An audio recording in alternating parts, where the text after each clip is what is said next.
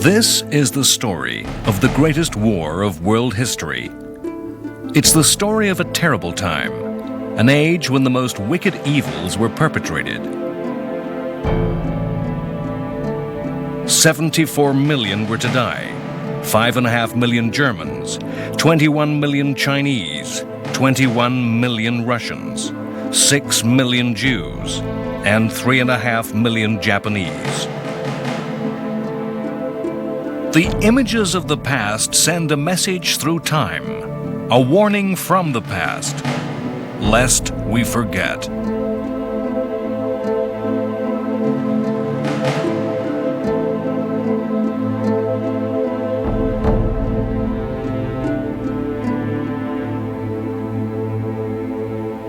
March 1933.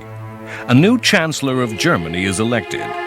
He does not seize power with conspiracy. He uses no violence. He is made Chancellor according to the laws of German democracy. A democracy he has openly and truthfully promised to destroy. He promises openly and truthfully to end the unfinished business of World War I, with blood if need be. He is Adolf Hitler. World War II was unfinished business. Without knowledge of the great European War of 1914 to 1918, we cannot comprehend the war that convulsed the world from 39 to 45. Even the fighting that tore across the remotest Pacific islands and the densest Asian jungle cannot be understood. The leaders of the world in 1939 were men shaped by the First World War. Hitler had seen the war at first hand as an infantryman in the trenches of the Western Front. And there were older men who had seen a generation of the young lost, consumed by an industrial war machine. When these men took part in the post-war cult of the war dead, laying wreaths at monuments across the continent, they felt the presence of millions of souls standing behind them. To understand how and why war returned to Europe in 1939 is to understand how and why war came to Europe in 1914 and how and why that conflict ended. The cause of war in 1914 was the simple problem of Germany, of how the then new country of Germany could be accepted as a great power by other, much older powers, France, Russia, and Britain. In a tangle of alliances, a climate of aggressive rivalry between these countries burst into war. World War I ended in a strange anticlimax. It's hard for us to remember that after a massive victory in the East, ending in abject Russian surrender and the conquest of vast lands, Germany itself collapsed to defeat without being invaded. Many Germans believed that their armies had been stabbed in the back, betrayed, not defeated at all. The fighting stopped suddenly in 1918 with the armistice. Armistice is a word that means truce, a temporary halt to fighting. The First World War was supposedly ended by the Versailles Conference and Treaty. A summit of France, Britain, Italy, and America met to decide on a system of security that would guarantee peace in Europe. Lenin's new revolutionary government in the Soviet Union was not invited. Germany was summoned only to sign the resulting treaty. The French demanded that the treaty formally blame Germany for starting the war. Britain saw the war more as a terrible mistake. Every line of the treaty followed from the supposed German guilt. The guarantee of peace was to be the punishment and weakening of Germany. In fact, each line was a recipe for a future renewed war. Germany lost territory in the east where huge areas had been won from Soviet Russia. These gains of what in later years would be called Lebensraum, living space, were taken away and used to create a new nation, Poland. A high-minded and noble idea was that states should be decided by nationality. Therefore, the Polish had a country of their own, rather than living as minorities in Germany or Russia. But in drawing the new map of Europe, the principle of nationality was forgotten at Germany's expense. The new Poland was given access to the sea, and in the process, millions of Germans became a minority in Poland. The new Czechoslovakia was to be given defendable borders and included millions of Germans, the Sudeten Germans, and a minority of disaffected Slovaks. Contrary to the basic principle of nationality, German-speaking Austria was forbidden to unite with Germany, lest the two countries combine their strength. Versailles created a Europe where Germany, still a big, powerful country, was bordered in the east by weak, smaller countries with whom Germany now had scores to settle. The fighting had devastated huge areas of northern France and nearly bankrupted the economies of both Britain and France. The Versailles settlement insisted that Germany pay reparations. Huge sums were to be paid to pay off the debts of France and Britain, repaying money loaned by America. The sums were unimaginably large, crippling the German economy. Versailles imposed military humiliation upon Germany, insisting the Rhineland, that area of Germany adjacent to France, be demilitarized. The German army, the largest in Europe, was to be cut to 100,000, not enough to defend Germany, let alone start a war. The army was to have no modern weapons, tanks or aircraft that had revolutionized World War I. The German Navy was to have no U-boats. Versailles established the League of Nations, which would provide a forum in which international security could be policed and aggression contained. As the people of Europe mourned a lost generation, they lived in a continent where the tensions that had torn the nations apart remained, and upon which had been layered new resentments and new grievances.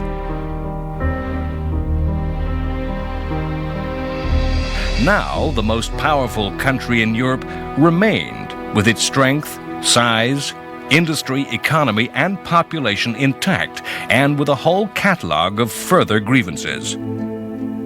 And the success of Versailles as a system for peace and security depended on German cooperation. If Germany refused to pay, if she rearmed, if she moved troops into the Rhineland, the only option open to France and Britain was to restart the ghastly horror of the Western Front, to renew the war, fought to end all wars. Versailles was weakened from the start. The British thought the settlement unfair and unrealistic. The French that the punishment of Germany had not gone far enough. That the only punishment of German breach was war, total war, made international relations a high-risk game, made for a bold individual gambler. What of the United States, the power whose entry into the war in 1917 had weighed the scales against Germany? The USA turned in upon itself, concerning itself with the 1920s and all that decade means for American history. Having entered into world affairs, the United States turned its back on Europe, the Congress refusing to ratify the treaty, refusing to join the League. The oceanic distances separating the old from the new world seemed to provide insurance from the problems of Europe. The map of Europe was now a map to war, the history determined and awaiting the minds and the wills to act out the script. Already, as Hitler took power in 1933, the system of reparations had collapsed amidst the world economic crisis. For 13 years, reparations had been a major issue keeping the war alive. Germany had lurched from financial disaster to disaster. Any individual German's money troubles, the great inflation and the huge unemployment of the 1920s were laid at the feet of Britain and France. The Germans felt robbed. The French swindled that the Germans were trying not to pay. The British saw reparations as part of the problem, feeling their abandonment would bring about a European economic recovery. A run on banks in the early 1930s had caused the payments to be written off and had discredited the German government, helping bring Hitler to power. The 13 years of fighting over money helped destroy the Versailles settlement. Britain came to regard everything the French said about Germany as bad sense. The French to feel disillusioned. The story of the interwar years is complicated, and it's just too easy to see a plot by Hitler, some system at work. Hitler was a dreamer of great schemes, but whether events followed his plan is debatable. Plans and systems are imposed by history on events which are random, on the actions of individuals that are spontaneous and improvised. Plans may exist, dreams may be dreamt, but the gap between idea and reality is large. Hitler presented the German people with one big idea: the destruction of what he called the Slave Treaty of Versailles, and to once more make Germany a power. Hitler's policy from taking power in 1933 was a succession of acts, each a line-by-line deletion of Versailles. One of the great paradoxes of Hitler, one of the many ways in which other political leaders and the ordinary voter in all countries misread Hitler and Nazism, was in believing that Hitler was like every other politician, capable of saying anything out of office, but doing something very different when in real power. Hitler was a politician of action and did just what he said he would do. He promised to abandon democracy. He claimed it the enemy of strong leadership, and at the first opportunity proceeded to set about that very destruction. 1 month after Hitler took office, the German parliament, the Reichstag, burnt to the ground. It was arson. The attack upon the center of German democracy is shrouded in conspiracy theory. The controversy is central to the history of Nazi Germany. The Nazis blamed communists and claimed the arson was the prelude to a communist coup, a plot to establish a Soviet Germany. Indeed, in the polarized and extreme politics of Germany at that time, that was the goal of the Nazis' Bolshevik enemies. The alleged arsonist was Marinus van der Lubbe, a young Dutch communist arrested in the building that night. His voice is silent as he was tried, condemned, and executed. History will forever turn over and question the events of that night in Berlin. Was van der Lubbe the patsy of the Nazis, who started the fire themselves to create a crisis they would then exploit? Was van der Lubbe the tool of a real communist plot? Was there no plot, but an imagined plot that a paranoid Hitler thought real? Was van der Lubbe the lone gunman, responsible for the whole attack himself? History can only show with certainty the result of the fire, the physical and the political destruction of German democracy. The Nazis used the emergency to suspend parliamentary democracy and arrest and imprison all communist and socialist opponents. The office of Chancellor was combined with that of President. Head of government became head of state. The army swore personal loyalty to Adolf Hitler, and a parliamentary democracy became a dictatorship.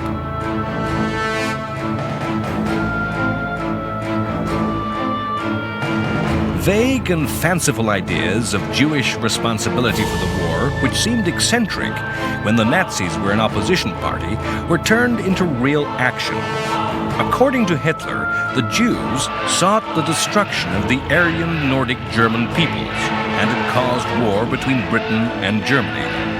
Hitler believed the Jews were using Slav people via Soviet communism to threaten the German race.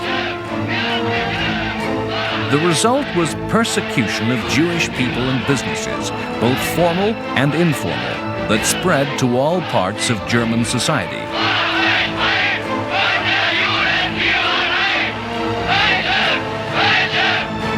Wir haben 4 Jahre damals uns ausgebildet und wollen diese 4 Jahre nützen. Hitler did as he promised. He said he would end unemployment and did so, implementing policy that was a German New Deal, a recovery program that was every bit as successful as that of Roosevelt in the USA. Money was pumped into the economy through vast public works, directly and indirectly creating jobs, raising the level of demand and productivity throughout Germany. A lasting image of the 1930s is of Hitler and other Nazis proudly opening autobahns, futurist highways of a new age. It was a more ruthless New Deal than Roosevelt's, the destruction of trades unions making the manipulation of the economy easier than in America. The great parades of Nazism, stupefying to the eye, were the genuine expression of a nation willingly, gladly, and gratefully marching symbolically and actually in step with the will of one man. Already in 1933, the system of reparations had collapsed. Hitler first made an attack upon the principle of disarmament. Hitler's predecessors in government had been party to a lengthy conference of disarmament demanding revision of the treaty. Hitler, sensing France too weak to do anything and Britain thinking the treaty unfair, simply walked out of discussions and ordered rearmament. It was a gamble. The French raged, but as Germany began to once more launch U-boats, began openly to develop tanks, as the skies began to fill with the embryonic Luftwaffe, nothing happened. Hitler had challenged the British and French to fight. The gamble paid off. Nothing happened. Hitler simply left the League of Nations, and nothing happened.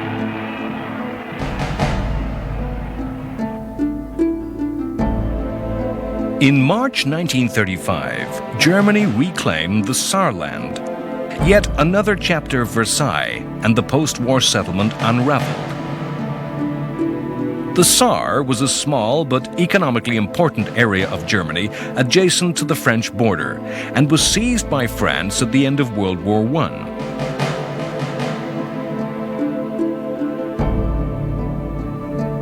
The Versailles Treaty promised that after 15 years of French occupation, the population of the Saar could vote to choose French rule, German rule, or independence. It was now 2 years into Hitler's regime. Any Saarlander knew that union with Germany meant joining an aggressive militaristic dictatorship, that it would be a democratic vote to end democracy. The people of the Saar were as educated, as intelligent as any European people. The issues at stake were fully and openly debated. The French made a strong and attractive case for retention of their rule. The voting was free and fair, internationally monitored. 98% chose Germany, chose Nazism, chose Hitler.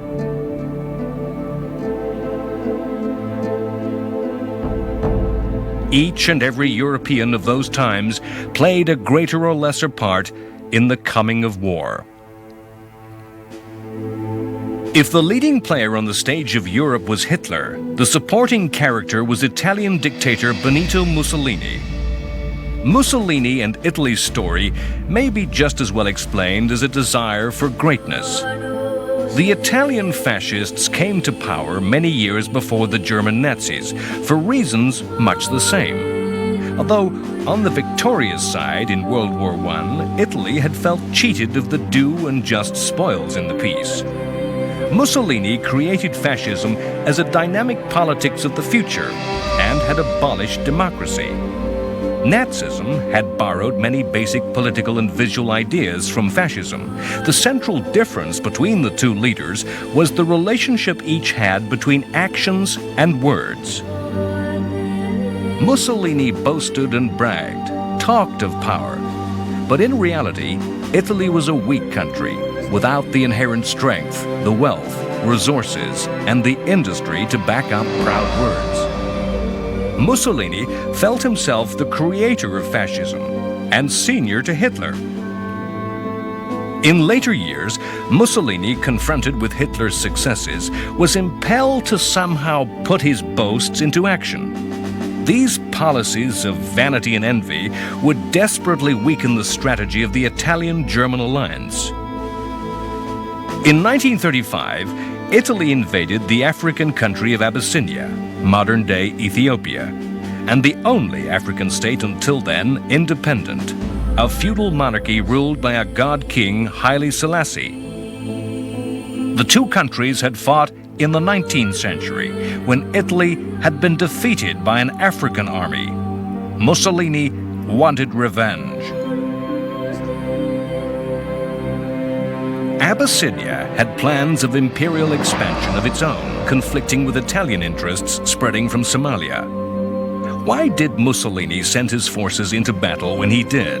It was not as if the dictator needed a war to distract the Italian population from internal Italian affairs. Mussolini was secure in power and enjoyed the approval of the Italian people. It was not a war that Italy could particularly afford, and Abyssinia was not a colony worth having for its wealth. It was not that Abyssinia was the target of a rival imperial power. The world recognized that the remote African kingdom was in Italy's sphere of interest. There is probably no simpler answer than the vanity of Benito Mussolini. Thus did one man's ego determine the fate of a nation. How is the invasion of Abyssinia, a faraway country of which Europeans knew little, a step on the path to war? The answer is in the damage the Abyssinian affair wrought upon the League of Nations. Abyssinia was a member of the League. Selassie made a dignified appeal for help. The League debated action and imposed limited economic sanctions, but stopped short of the one sanction which even in the 1930s was the most damaging, the cutting of oil supplies to Italy. Before any further action could be taken, the League was presented with the fait accompli of an Italian victory. Mussolini proclaimed the Italian king, the new emperor of Abyssinia. Hitler watched these events at a distance. Germany, although not a member of the League, scrupulously observed the sanctions against the Italians. Hitler watched the inability to act, to agree action against aggression, and decided on his next move: the reoccupation of the Rhineland. The Treaty of Versailles forbade Germany from placing troops opposite the French border. On March 7, 1936, Hitler ordered his army to cross the Rhine. It was a gamble. Had France decided to go to war, Germany had not yet built up its strength to have any chance of resisting invasion. It was a gamble Hitler won. France would not start a war alone. The British public would not countenance military action. The British did not think in terms of giving in to Hitler. Rather, that the Germans were simply justified retaking full control of their own territory. The reoccupation of the Rhineland has been described as the real end of World War I and its aftermath. After this time, Germany ceased to right the wrongs of Versailles and moved to aggressive expansion. From the perspective of generations later, it's hard to realize the novelty of Hitler's tactics in the international politics of the 1930s. The whole ethos after World War I was disarmament and arms control. A world where politicians hid their strength, said they had less guns, tanks, and aircraft.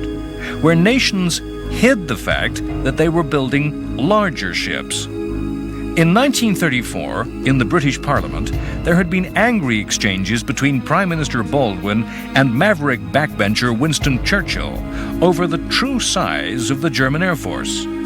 Churchill wildly and wrongly claimed that the Germans had a secret air force already many times stronger than the RAF. Hitler turned this world upside down and claimed a greater strength than he had. In a paranoid climate of alleged secret forces, nobody ever suspected a country would overstate its strength.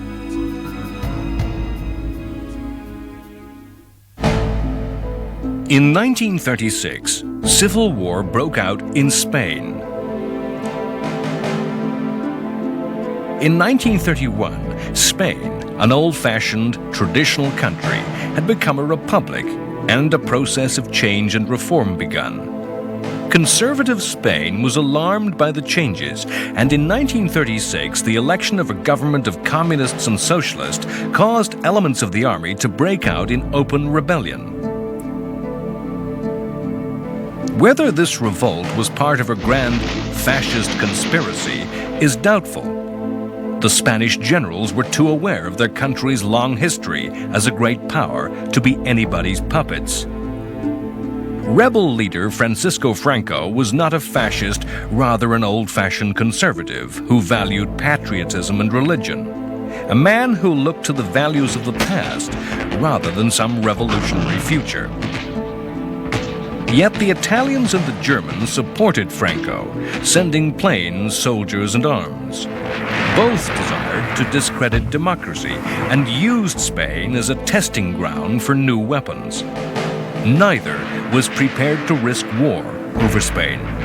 Both were prepared to back down had Britain and France opposed the fascist intervention. Neither of the democracies wanted to become involved. Both feared the war would grow into a general European war. Once again, Hitler bluffed, and the democracies backed away. Soviet Russia supported the Republican government out of solidarity with the communists, who increasingly came to dominate the direction of the Republican War, and also out of a hard-nosed decision to create mayhem on the far side of Europe, distracting and dividing would-be enemies. The war might have ended quickly with defeat of Franco's rebels had the democracies supported the legitimate government. It might have ended quickly had the strict neutrality Britain and France imposed been likewise observed by the fascists and communists. As it was, the fighting dragged on for 3 more years. 3 years of increasing brutality on both sides. Franco's troops killing anyone of even the most liberal opinion. A third of Spain's clergy, monks, nuns, and priests, were killed for their faith by the Republicans. The Spanish Civil War has gained a special place in history. To this day, no account seems capable of telling the story of Spain without partisanly refighting the battles.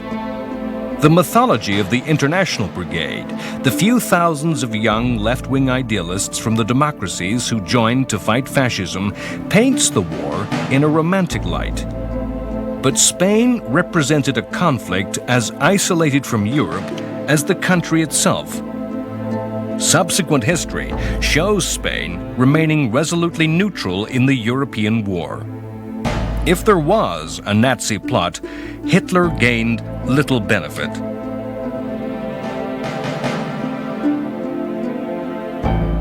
Some of those young men who fought for the Republican cause were from the United States. America as a nation was as resolutely neutral over the issue of Spain as any other. Without the United States, the history of World War II would not be complete. But America is the empty space upon the world stage of the interwar period. Throughout the 1920s and 30s, America gazed inward to its own complex society. While American ideas had been responsible for much of the idealism that permeated Versailles, the Congress of the U.S. refused to ratify the treaty. America was to have nothing to do with the League, nothing to do with policing the system of security that the treaty created. America had vast problems of its own, dealing with the economic chaos of the Great Depression and the Wall Street crash. It was chaos that affected industry and agriculture alike, causing mass unemployment and huge internal movements of population. It was a time of civil unrest, with mass protests before the White House. General Douglas MacArthur earned himself a different niche in history, as he commanded U.S. troops to prepare to fire on U.S. citizens. A bizarre side street of history is that in 1930, many serious strategic thinkers and military experts thought that if any major war were to break out in the world in the next 10 years, it would most likely be contested between the United States and Great Britain. The isolationism of the U.S. was traditional in a society 2 oceans away from the rest of the world. In 1932, a new type of politics came to power in America with the election of Democrat Franklin Roosevelt. It looks, my friends, like a real landslide this time. In the New Deal, American interests were ever more closely focused on affairs at home and not across the seas. America was, in fact, to become the most deadly enemy of Hitler in the coming war. The underestimation of America was the Nazi dictator's greatest mistake. America was held by Hitler to be a country of no threat, racially weak, dominated by Jews, contaminated by its African-American population. The isolationism of the United States was reflected in its military strength. The USA could threaten no nation in the 1930s. While Germany thought the restricted 100,000-man army an insult, the United States Army was freely kept by Congress at around 135,000. Weak forces meant the views of the USA, even had she chosen to speak, would have been of little import. In 1935, Congress reinforced the wall against the world by passing the Neutrality Acts. These laws were the products of a conspiracy theory that U.S. arms manufacturers had engineered America's entry to the First World War. The new laws prevented U.S. arms sales to any nation at war. If Hitler paid little interest in the USA, across another ocean, the Empire of Japan viewed America with envy and aggression. The place of Japan and China in the build-up to the outbreak of war is often neglected.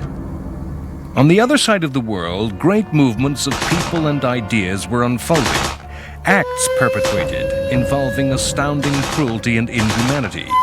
Huge conspiracies and war plans were forming in Japan. In 1926, a new emperor ascended the chrysanthemum throne, Hirohito. As was and remains the custom, a name was chosen for the era of the new monarch's reign. This was to be the Showa, the era of illustrious peace. The coming years were to bring anything but peace to the peoples of Japan and Asia. In the interwar years, Japan's miraculous transformation into a modern society seemed to be failing. There was economic depression, high unemployment, and rural poverty. Japan had sided with the victorious powers in World War I, yet gained little from the peace. The abandonment of democracy by European states, such as Italy and Germany, seemed to hint to some Japanese that they too should abandon the foreign ideas and return to a traditional society. Expansion from the crowded Japanese islands, islands that lacked the resources needed to power a modern industrial society, seemed a way out of the problems of recession and unemployment. Japan eyed China covetously, resenting European powers exploiting the wealth of the region. Japan came to be allied with the fascist powers, but was not a fascist country. Economic need and greed were integrated with a traditional mythology to create a unique worldview. Japanese society at all levels between the wars became permeated with an ideology of Japanese racial superiority, the God Emperor giving the Japanese race a distinction over other peoples who had lost their link with the divine. This ideology saw a future war in which enlightened Japanese liberated the less fortunate of Asia, and a war of world domination that would be fought against the United States. As a developed industrial country, Japan shared in the industrialized nation's exploitation of China. Various treaties had allowed these countries concessions of territory inside China, with the right to station troops. The British territory of Hong Kong was the model. From this presence, Japan planned to expand. In 1931, Japan had faked an attack by Chinese troops upon Japanese forces in Manchuria. In retaliation, the Army of Japan invaded and conquered the Chinese province, renaming it Manchukuo, and installing a puppet government headed by the last emperor of China, Puyi. With this vindication of their aggressive expansionist policy, the military gained more power, becoming the dominant force of Japanese policy. The invasion of Manchuria is a major landmark on the timeline to war. It was the first blow in the death of 1,000 cuts that was inflicted upon the League of Nations.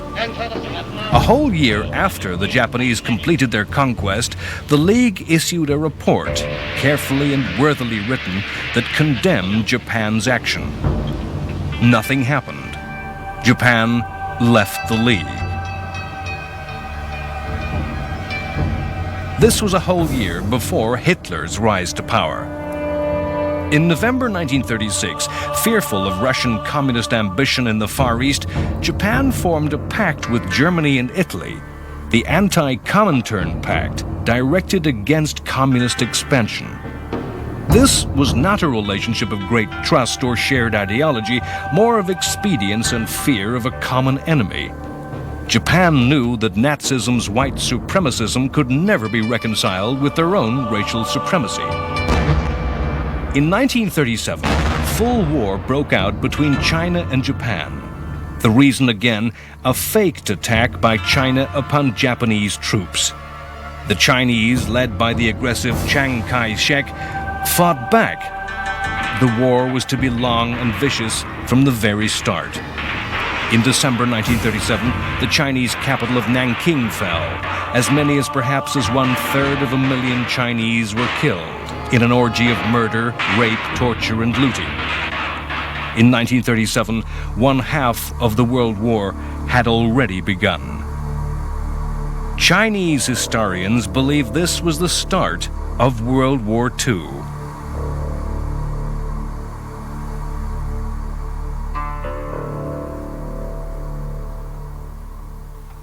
Stalin's Russia seemed the exception in a Europe full of states that had some grievance at the end of World War I. Russia's interest in international affairs was cautious and pragmatic, designed mainly to ensure no great coalition of capitalism was formed against Bolshevism. This was the time of the mass industrialization of the Soviet Union, of the 5-year plans. These years were the years of the purges. Every Russian, including Stalin, living in paranoid terror, fearing the enemy at home, and dreading betrayal, denunciation, imprisonment in a labor camp, or summary execution. Millions were to die and disappear. Of course, in the despotic terror of Stalinism lay a fearful dilemma for the democracies, which explains much of what has come to be called appeasement. In the 1930s, who was worse, Hitler or Stalin? To Western Europe, Bolshevism seemed far the greater evil, and Hitler at least a stern anti-communist. The actions of the politicians who wore suits, the Democrats who faced Hitler, are the counterparts to Nazi aggression. The mythic history of the war condemns them as appeasers, weakly giving in to Hitler's lies. The truth, though, is more complex. As soon as the Versailles Treaty was agreed, because the victorious powers had no sanction other than renewed war, negotiation, concession, compromise, appeasement became the way of dealing with problems.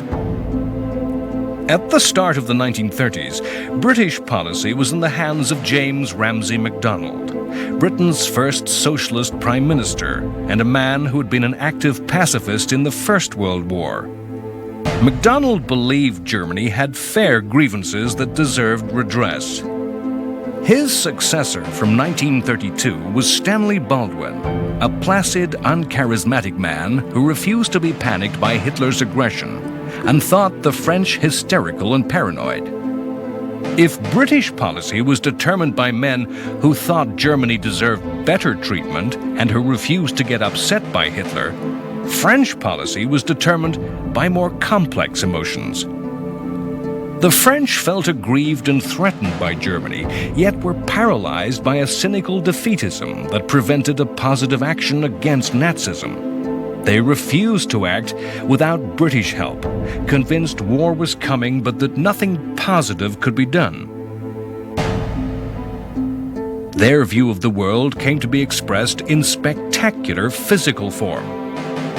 The French were to devote incredible sums of money in the second half of the 1930s to the construction of the Maginot Line. Named after the French war minister who conceived the plan, the line was a complex of futuristic fortifications.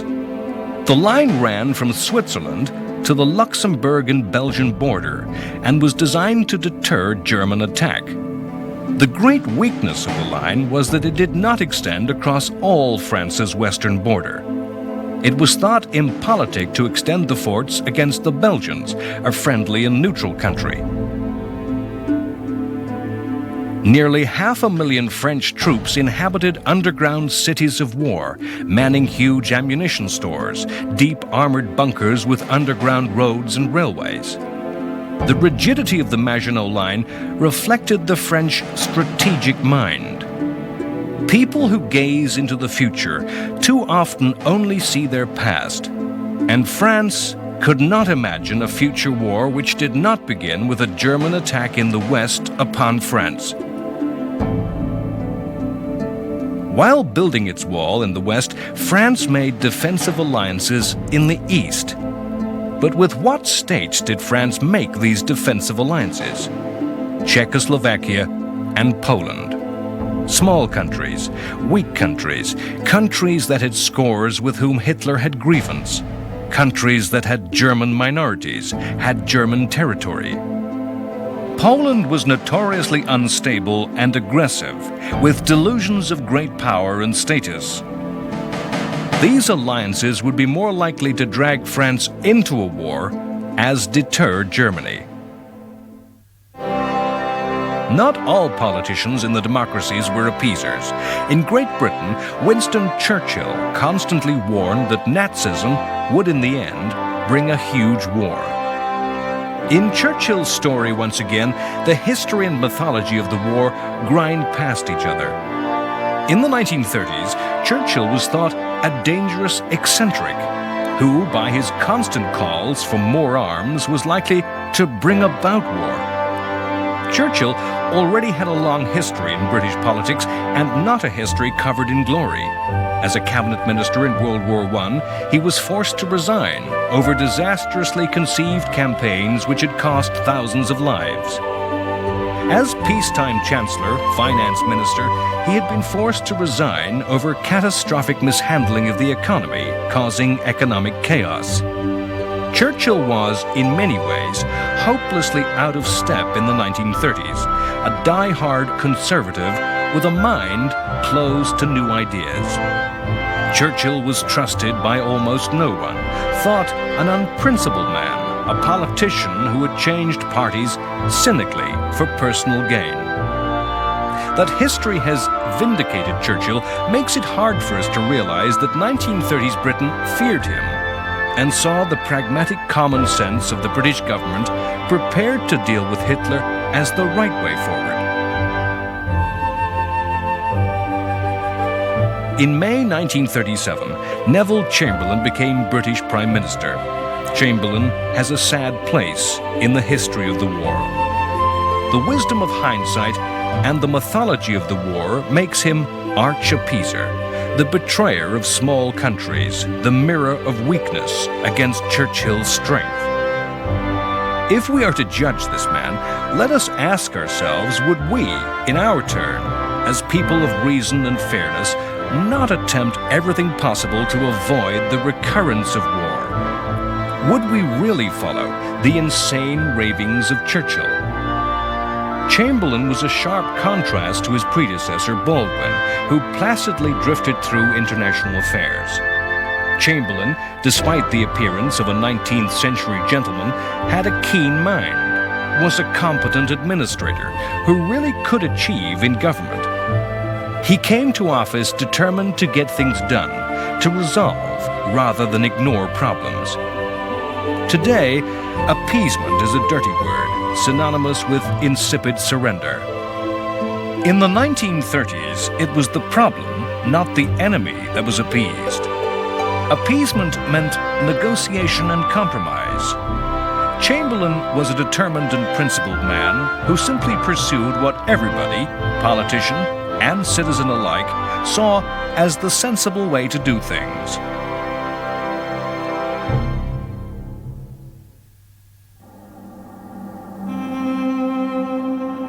Some historians see the German annexation of Austria in 1938 as the start of the countdown to World War II, all previous events being the undoing of the punishments laid upon Germany at Versailles. The union of Austria and Germany, the Anschluss, went beyond any restitution and was aggressively expansive.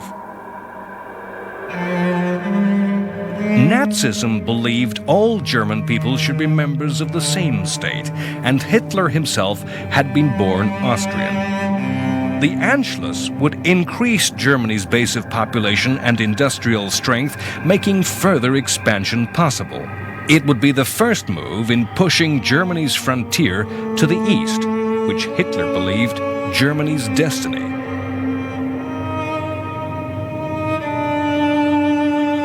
The Austrian Nazis were in constant ferment and agitation against the Austrian government. There was a history of violence and assassination, of threatened and attempted coups. In 1936, Austrian Chancellor Schuschnigg had made what was ironically called a gentleman's agreement with Hitler. Concessions were made to the Nazis, yet the agitation continued. 2 years later, in February 1938, Hitler and Schuschnigg met again, and it was agreed that a Nazi sympathizer be made minister in charge of Austrian security. The Austrian government saw this as part of a gradual taking over of Austria and proposed a vote on Anschluss. With the reoccupation of the Rhineland, Hitler had bluffed his strength. Now German troops began to really mass on the Austrian border, to intervene, to prevent chaos and anarchy in Austria. For perhaps the first time in history, an international crisis was conducted over the telephone. Schuschnigg and the Austrians, who wished to retain independence, tried to rally support among the leaders of Europe. In a series of phone calls, they found no one would support Austria. Britain and France thought war not a price worth paying, accurately sensing that most Austrian people were not opposed to Anschluss. As German troops entered Austria, they were received with wild enthusiasm. Hitler is a hero. Austria was incorporated as part of the Third Reich.